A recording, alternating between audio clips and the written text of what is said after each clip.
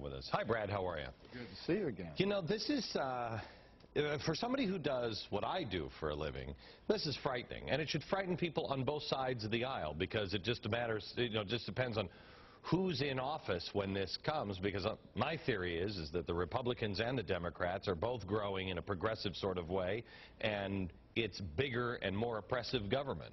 Well, it's we the government, not we the people. Right. So you say, and I think this is spot on, that this is not going to come, the fairness doctrine isn't going to come back. This is going to come slowly with localism. Explain what localism is. Well, localism, I call it commissar committee, where the FCC will appoint a committee that lives in the area where a radio station exists, and that committee will listen to the radio station and let the FCC know if anyone on the radio station said something that offended them.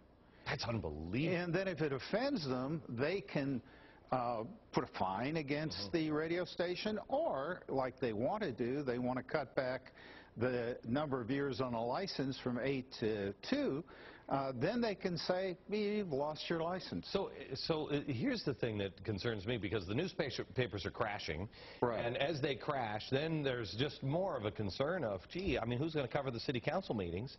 And then you get rid of right. you get rid of all of the Limbaughs. You get even Air America, had that been successful.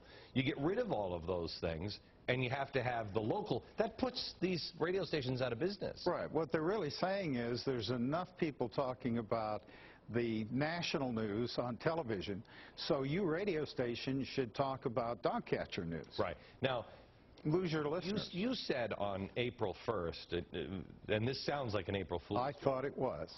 What happened? You had 4 senators who introduced a bill on April 1st that said the President of the United States could have full control of the Internet if he declared there was an emergency. Now, the bill doesn't say what an emergency could be. It could be terrorism, it could be tea parties, or it could be the president losing the election 60 days before it. I mean, but that sounds ridiculous. I mean, most Americans will say that's never going to happen. They're never going to control the Internet. They're never going to seize it for an emergency. Well, why have a law then if it's never going to happen? Well, we have a lot of laws that we don't necessarily. Well, I understand. I mean, we have a law against illegal immigration.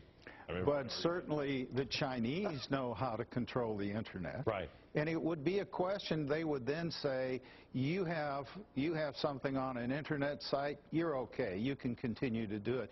But you have something we don't want, so you come off. What happens to, like, people who are, for instance, let's say Limbaugh goes off. Why doesn't he just go to XM? Why doesn't he just go to the Internet? Why doesn't he just come up with a different business model? But why does he have to?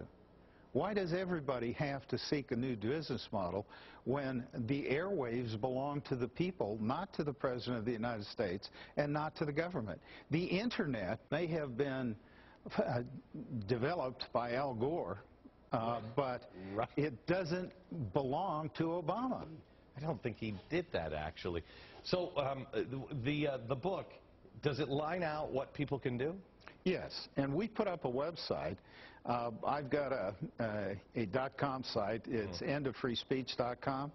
Any money I make from the book is to go into getting people to call that website. You register with us.